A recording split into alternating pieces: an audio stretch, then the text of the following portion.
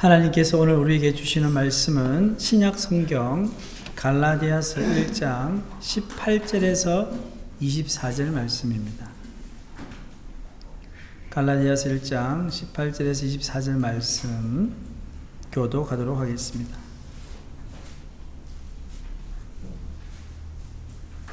그 후 3년 만에 내가 게바를 방문하려고 예루살렘에 올라가서 그와 함께 15일을 머무는 동안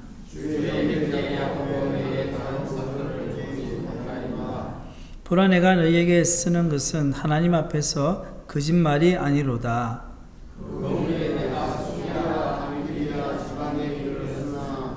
그리스도 안에 있는 유대의 교회들이 나를 얼굴로는 알지 못하고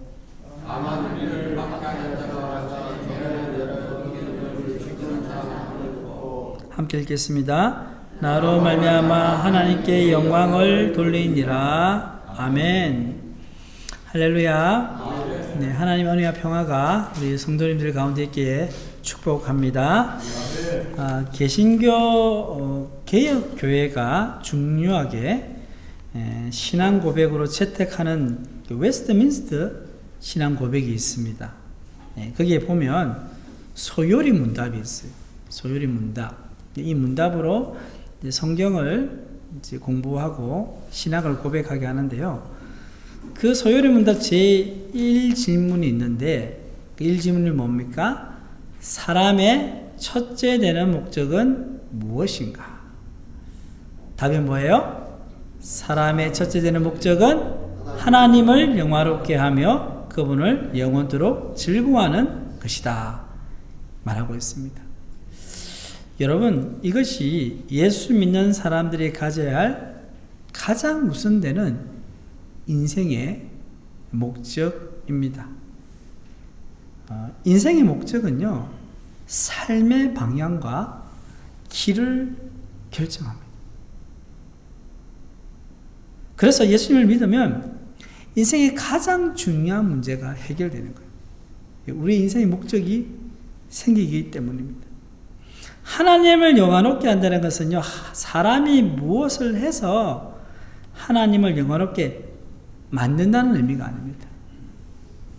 왜냐하면 하나님은 스스로 영화로우신 분이시기 때문이다. 마치 태양이 밝은 빛을 내고 열을 내는 것처럼 자체적으로 하나님께 영광의 빛을 내고 계실 거예요. 그래서 우리가 할 수 있는 건 뭘까요? 그분의 영화로움을 선포하는 것입니다. 그 영원한 빛을 우리가 반사하는 것입니다. 이걸 다른 말로 하면 하나님께 영광을 돌린다는 것이죠. 그럼 우리는 어떻게 하나님께 영광을 돌릴 수 있습니까? 그것은 우리의 삶으로, 우리의 인생으로 가는 것입니다. 우리 자체가 영광을 빛내는 것이 아니라 하나님의 영광을 받아서 올려드린다. 자, 마태복음 5장 16절 말씀을 읽겠습니다. 이같이 너희 빛이 사람 앞에 비치게 하여 그들로 너희 착한 행실을 보고 하늘에 계신 너희 아버지께 영광을 돌리게 하라. 그들로 너희 착한 행실을 보고 하늘에 계신 너희 아버지께 영광을 돌리게 하라는 거예요. 우리를 보고 사람들이 하나님이 대단하신 분이구나 를 알게 된다는 것이죠. 그래서 하나님의 자녀라면요, 그 행동에서 하나님의 성품이 드러나야 한다는 말씀입니다. 하나님의 백성이라면 그 인생에서 하나님의 공의와 정의가 드러나야 한다는 말씀입니다. 오늘 본문 말씀은 바울이 어떻게 하나님께 영광 돌리는 삶을 살 수 있는지를 보여주고 있습니다. 여러분, 바울의 인생이 어떻습니까? 바울은요, 예수님 믿기 전과 후의 인생이 너무나도 선명히 구분됩니다. 갈라디아서 1장 15절 말씀 함께 읽겠습니다. 그러나 내 어머니의 태로부터 나를 택정하시고 그의 은혜로 나를 부르시니가. 여기 보시면 그의 은혜로라는 말이 있습니다. 무슨 말입니까? 예수 그리스도의 은혜로입니다. 바울은 예수 그리스도의 은혜로 부름을 받았습니다. 예수님 믿기 전 바울의 이름이 뭐예요? 사울이었습니다. 바로 그날도 예수 믿는 사람을 잡아 죽이려고 위협과 살기가 등등하여서 다메섹을 향해서 가고 있었습니다. 근데 어떤 일이 났습니까? 갑자기 밝은 빛이, 강력한 빛이 바울 일행을 비추었습니다. 그리고 너무나도 선명한 음성이 들렸습니다. 사울아, 사울아, 내가 어찌하여 나를 핍박하느냐. 예수님이었습니다. 그렇게 바울은 하나님의 놀라운 은혜로 예수님을 만났고 또한 부름 받았습니다. 바울이 다메섹 도성에서 강력한 빛에 눈이 멀었을 때 예수님은 아나니아를 보내서 치유해 주기를 원하셨습니다. 그때 아나니아 그 하나님의 음성을 듣고는 난생을 표하죠. 주님, 바울, 그 사람은 예수님을 믿는 사람을 잡아 죽이는 사람이에요. 그래서 예수님께서 아나니아에게 뭐라고 말씀하셨습니까? 사도행전 9장 15절 말씀 읽겠습니다. 주께서 이르시되 가라, 이 사람은 내 이름을 이방인과 임금들과 이스라엘 자손들에게 전하기 위하여 택한 나의 그릇이라. 아멘. 성도 여러분, 바울을 부르신 주님께서 저와 여러분을 부르신 줄 믿습니다. 그 은혜로 우리는 부름받아서 하나님의 자녀라는 엄청난 권세를 받았습니다. 우리의 아버지가 천지 만물을 창조하신 하나님이십니다. 여러분, 그것을 날마다 실감하면서 살아가고 계십니까? 신분이 바뀌면요, 어떻게 되겠습니까? 인생이 바뀌는 것입니다. 누더기 옷을 입었던 거지였던 우리가 어떻게 됐습니까? 화려한 옷을 입은 왕자님, 공주님이 되셨습니다. 우리 좌우에 있는 분들 얼굴 보시면서 왕자님, 공주님 반갑습니다 인사하겠습니다. 예, 이렇게 늙은 공주도가 있고 이렇게 늙은 왕자가 있나 생각했는데 아니에요. 하나님 보시기에는 다 우리는 아름답고 멋진 왕자이며 공주인 줄 믿습니다. 예, 그래서 우리는요, 그렇게 하나님의 자녀로서의 합당한 삶을 살아야 하는 것입니다. 그것이 때로는 나에게 힘들고 어려울 때도 믿음으로 감당하는 것입니다. 자, 그래서 바울은요, 예수님을 믿고 어떻게 했습니까? 그리스도의 복음을 전하기 위해서 복음 들고 산을 넘어서 강을 건넜습니다. 배를 타고 망망대해를 향하면서 이방 땅으로 건너갔습니다. 그런데 소아시아라는 이 땅에, 이 소아시아가 지금 어디입니까? 튀르키예. 예. 옛날엔 터키에, 요즘은 튀르키예래요. 튀르키예. 이 땅에 가서 복음을 전했습니다. 이제 이 갈라디아가 바로 이 소아시아, 이 튀르키예에 속한 지역인데, 이 바울이 갈라디아 지역을 지나가다가 병이 들었어요. 몸이 약해서 아파서요. 이제 갈라디아 지역에 머물게 되었습니다. 바울은 아픈 중에 갈라디아 지역에서 복음을 전했어요. 자신의 육체의 연약함으로 시작된 이 갈라디아 지역의 전도가요, 많은 열매를 맺게 되었고 여러 교회들이 세워진 겁니다. 그리고 바울은 교인들의 사랑과 존경을 한 몸에 받는 영적 리더가 되었습니다. 얼마의 시간이 지났습니다. 자, 바울은 갈라디아 지역을 떠났어요. 그리고 다른 곳으로 가서 복음을 전했습니다. 열심히 복음을 전했지 않겠습니까? 그런데 어느 날 이상한 소문이 들려왔습니다. 자, 갈라디아 1장 6절 말씀 읽겠습니다. 그리스도의 은혜로 너희를 부르신 이를 이같이 속히 떠나 다른 복음을 따르는 것을 내가 이상하게 여기노라. 다른 복음을 따르다. 바울이 그렇게 몸이 아픈 가운데서도 열정을 다해서 복음을 전했는데 마음을 후벼 파는 말이 들립니다. 다른 복음. 여기서 다른 복음은 무엇을 의미할까요? 이것은요, 기독교의 껍질을 쓴 유대교를 의미합니다. 갈라디아 교회의 상황을 좀 더 잘 이해하기 위해서는 여기서 우리는 이 복음과 율법과 유대교를 차이점을 살펴볼 필요가 있습니다. 먼저 율법과 복음은 어떤 관계에 있을까요? 많이 들어보셨잖아요, 그죠? 율법은요, 쉽게 말하면 구약시대 하나님 나라의 법입니다. 그래서 사실 그 율법 안에는요, 영혼을 살리는 복음이, 생명이 들어 있습니다. 그러나 그리스도가 오시기 전에는요, 인간 스스로의 힘으로 율법을 다 행할 수 없었기 때문에 하나님께서는 율법을 통하여 인간의 죄성을 알게 하셨고 자신의 부족을 깨달아서 믿음으로 하나님께 나오게 하는 거예요.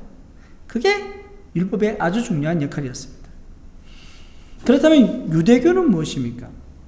유대교는요, 쉽게 말하면 율법이 화석화된 거예요. 굳어버린 거예요. 여러분, 물고기 화석 보셨죠? 그죠? 그러면 그 화석 물고기 모양은 있지만 물고기의 생명이 없잖아요. 그와 마찬가지는 거예요. 즉 율법이 죽은 것이 유대교입니다.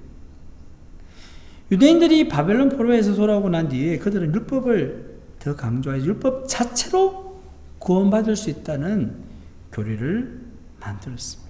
그러니까 그들은요, 율법을 너무나 세세하게 쪼개서 이걸 다 지켜야 된다는 거예요.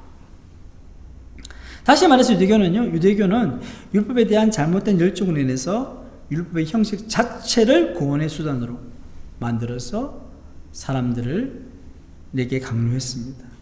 자, 그래서 다시 한번 종합해서 설명해 드리면요, 율법은 마치 뭐와 같냐면 벼 있죠, 벼. 벼와 같고, 복음은 뭐냐? 그 벼의 씨눈과 같은 거예요. 씨눈이 뭡니까? 그 안에 생명이 있는 거예요. 씨눈이 있으면 살아있는 벼지만 씨눈이 없는 벼는 죽은 벼와 다름이 없습니다.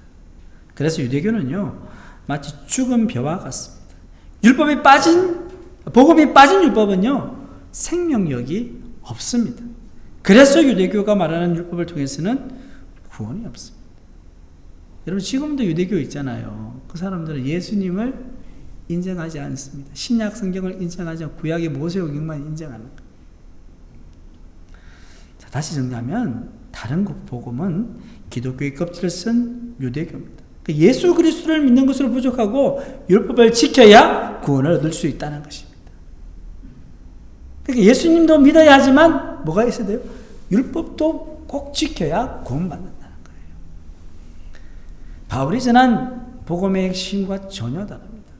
바울의 복음의 핵심이 뭡니까? 오직 예수, 오직 은혜, 오직 복음입니다.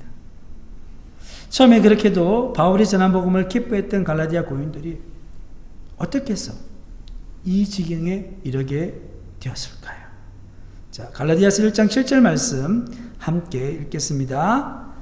다른 복음은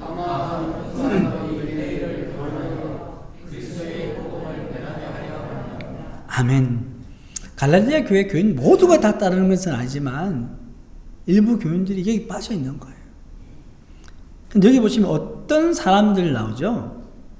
어떤 사람들은요, 바울이 떠난 이후에 유대 지역에서 들어온 거짓 선지자들을 의미합니다. 자, 그들은요, 갈라디아 교인들에게 오리지널 복음 논쟁을 불러일으켰어요.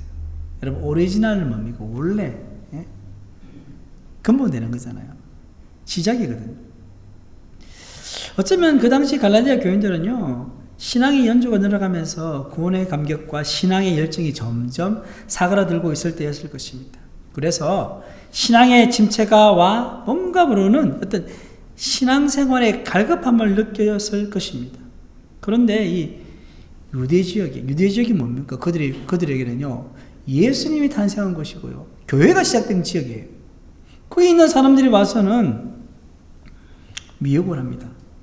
야, 바울은 진짜 사도가 아니야. 너희들 알아? 바울 진짜 사도가 아니야. 진짜 사도는 예수님과 공생을 함께한 자들이야. 그런데 그는 예수님을 본 적도 없어. 그래서 바울이 전한 복음은 오리지널이 아니야. 진짜 아니야.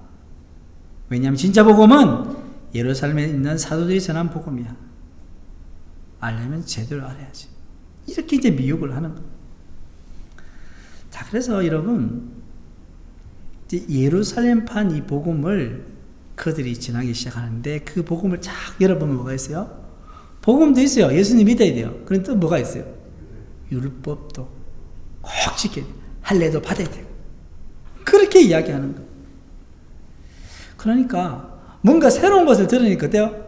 갈라디아 교인들이 뭔가 다른 게 있구나 하면서 마음이 흔들리기 시작한 것입니다. 그러니까 이 소식을 들은 바울의 마음이 어땠을까요? 여러분, 뒤통수 한 대를 세게 맞는 기분 아닐까요? 신앙생활 잘하는 줄 알았는데 유대지역의 거짓 선생들이 와가서는 막 갈라디아 교회를 막 뒤집고 있는 것입니다. 그리고 참 실망감이 들었을 거예요. 성도들에 대해서 마음이 실망스럽지 않겠어요? 어떻게 그럴 수 있느냐? 다시는 그들의 얼굴을 보고 싶지 않았을 것입니다. 그러나 바울은 사랑의 사도였습니다. 하나님의 사랑으로 갈라디아 교회를 거짓 복음에서 구하기 위해서 이 갈라디아 서신을 보낸 것입니다. 바울은 갈라디아서 1장과 그리고 2장에서 자신의 사도직과 복음의 기원이 예수 그리스도임을 강력하게 주장하고 있습니다. 갈라디아서 1장 1절 말씀 보시겠습니다. 같이 읽겠습니다. 사람에게서 난 것도 아니요 사람으로 말미암은 것도 아니요 오직 예수 그리스도와 그를 죽은 자 가운데서 살리신 하나님 아버지로 말미암아 사도된 바울은, 여러분 보통 서신서를 여러분 읽어보시면 처음에 인사말이 나올 거 아니에요, 그죠? 네? 하나님 은혜가 있기를 원합니다. 뭐 이렇게 하는데 갈라디아서는 어때요? 1장 1절부터 사람에게서 난 것도 아니요 사람으로 말미암은 것도 아니요 하면서 자기가 사도 됐다고 내가 사도다 이 이야기를 하는 건 뭡니까? 상당히 지금 사도 바울은요 걱정이 큰 거예요. 자, 그리고 여러분 갈라디아서 1장 11절에 12절 말씀 읽겠습니다. 형제들아 내가 너에게 알게 하노니 내가 전한 복음은 사람의 뜻을 따라 된 것이 아니니라. 이는 내가 사람에게서 받은 것도 아니요 배운 것도 아니요 오직 예수 그리스도의 계시로 말미암은 것이니라. 자, 사도직 이야기를 하고 나서 그 다음에 뭘 이야기합니까? 본인이 전한 복음에 대해서 이야기하는 거예요. 그 복음 내가 누구한테 배운 게 아니야. 예수님께서 직접 나에게 계시해 준 복음이라는 것입니다.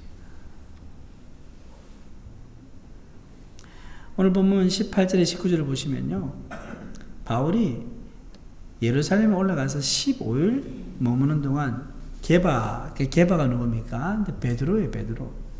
그리고 주의 형제 야고보를 만나고 다른 사도들을 만나지 못했다고 말합니다. 이는 바울이 다른 사도들로부터 복음을 듣고 배운 것이 아님을 실제 일어난 사건을 근거로 설명하고 있는 것입니다. 내가 만났지, 그들한테 내가 게바나 야고보로부터 복음을 들었다, 복음을 배웠다 이런 말이 없잖아요. 그러면서 바울은 이렇게 이어서 말합니다. 본문 20절 말씀 읽겠습니다. 보라, 내가 내게 쓰는 것은 하나님 앞에서 거짓말이 아니로다. 이것은 바울의 사도직과 복음의 기운이 예수님에게 있다는 확고한 확신을 보여주는 대목입니다. 그리고 이 말씀에서 우리는 자신을 배신하고 다른 복음을 따라간 갈라디아 교인들을 향한 바울의 사랑과 복음에 대한 열정을 볼 수 있습니다. 여러분, 바울 입장에서는 두말하면 잔소리 같고요, 다시 똑같은 말을 반복하려니까 정말 입이 아플 정도예요. 바울은 갈라디아 지역에 사역할 때 수없이 전했던 복음, 지금 다시 확신에 찬 의조로 전하고 있습니다. 그냥 포기해도 이상하지 않는데 바울은 다시 갈라디아 교회를 향해서 복음의 수고를 아끼지 않는 거예요. 소아시아의 저 시골에 있는 그 교회에 아이 그래 다른 복음 듣고 그냥 살아 이렇게 할 수 있잖아요. 그런데 그렇게 하지 않는 거예요. 다시 자신의 간증을 나누면서요 돌아오라고 설득합니다. 본문 20절을 세 번역으로 보면 이렇게 돼 있어요. 하나님 앞에 맹세코 거짓말이 아닙니다. 나 예수님 사도 맞고요. 내가 너희들에게 전한 복음, 예수님이 직접 나에게 주신 복음이야. 맹세코 거짓말이 아니다. 이렇게 이야기합니다. 여러분 생각해 보세요. 사도 바울이 그 사람들이 맹세까지 할 필요가 뭐 있겠어요? 네? 어떤 사실에 대해서 옳고 그름을 이야기할 때 여러분 영적 리더가 내가 맹세한다 이렇게 한다는 건 자기가 정말 낮아지는 것이거든요.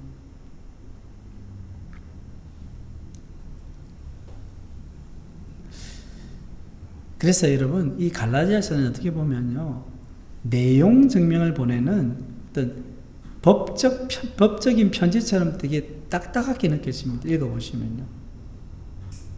그런데 그 딱딱하게 보이는 이 갈라디아서 내용 가운데 그 안에 바울의 사랑과 열정이 스며들어 있는 거예요.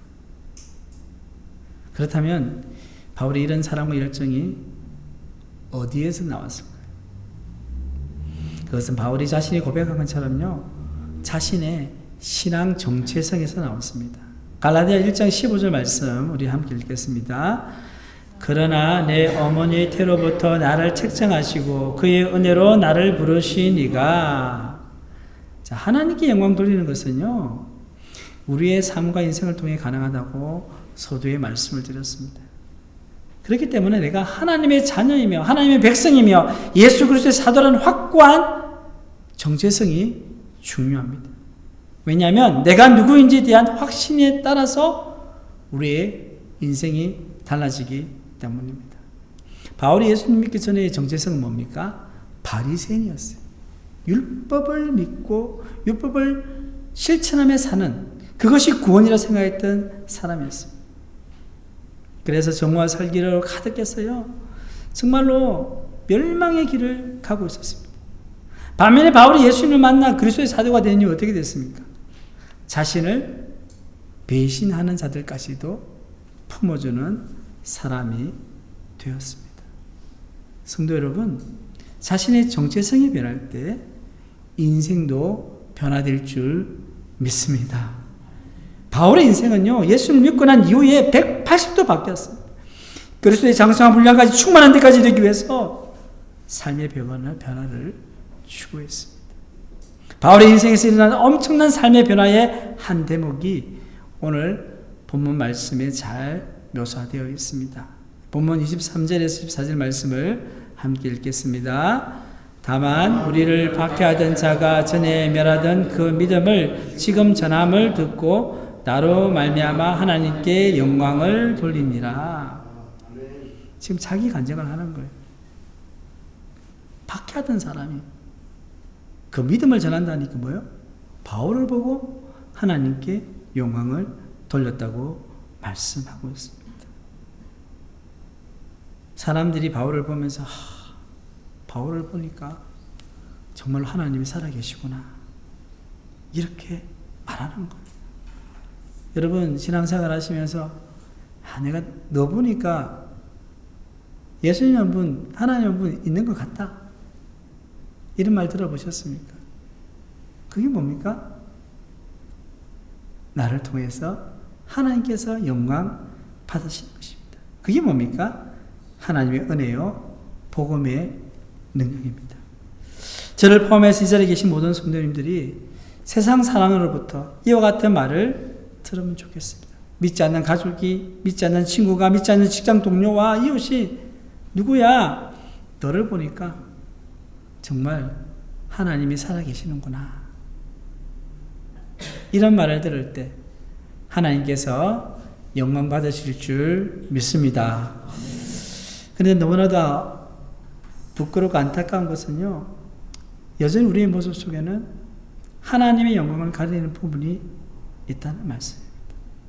그래서 우리는 우리의 모습을 돌아봐야 됩니다.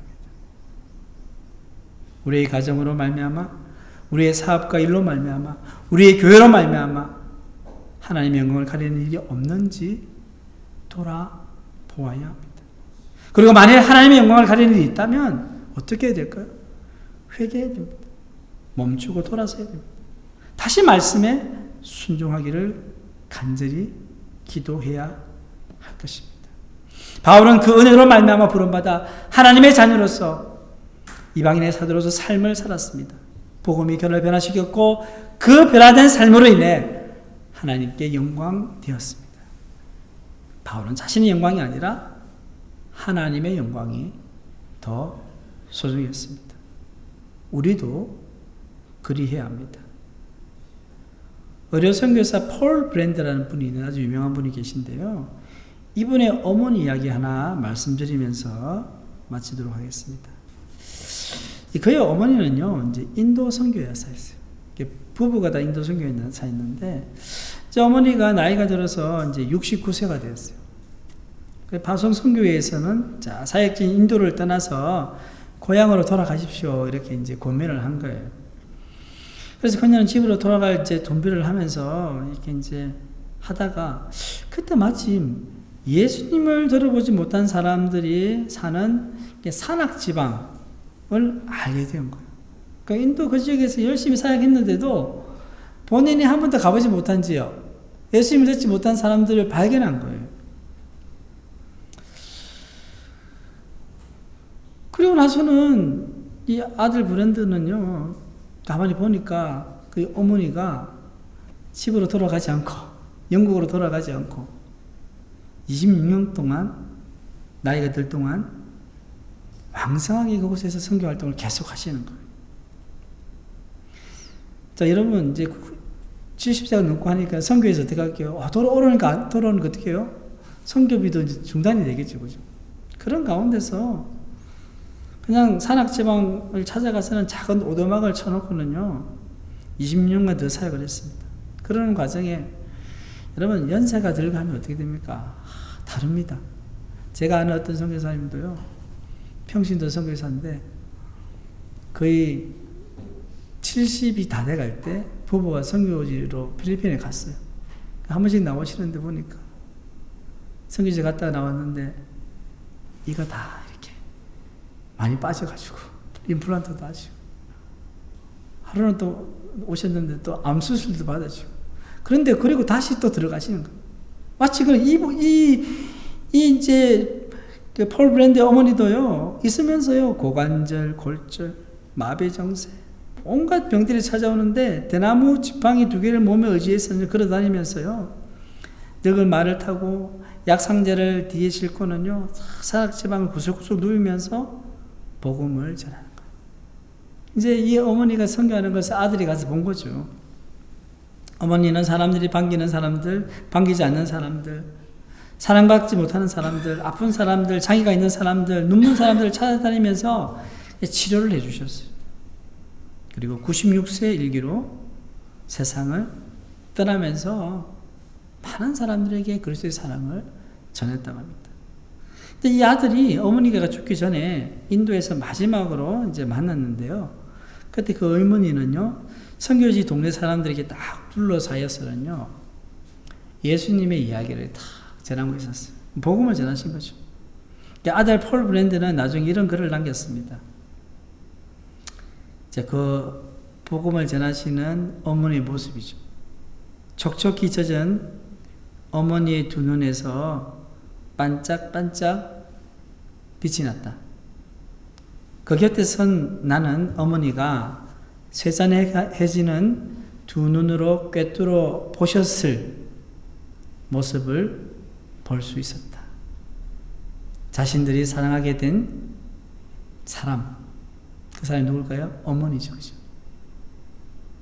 무한한 신뢰와 애정으로 지켜보는 간절한 그들의 얼굴을. 그러니까 아들이 복음을 전하는 그 노선교사의 그 얼굴 그리고 눈을 보니까 그 눈에 누가 보인다고요? 복음을 듣고 있는 사람들이 비친다. 성도 여러분, 자신의 육신이 세상을 때까지 복음의 열정을 불태운 이 노선교사는요, 그 삶 자체가 뭡니까?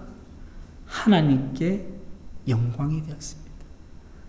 바울 한 사람을 통해 이루어진 놀라운 복음의 역사처럼 이 노선교사의 평생에 걸친 선교사역은요, 수많은 사람들에게 생명과 사랑을 얻게 했습니다.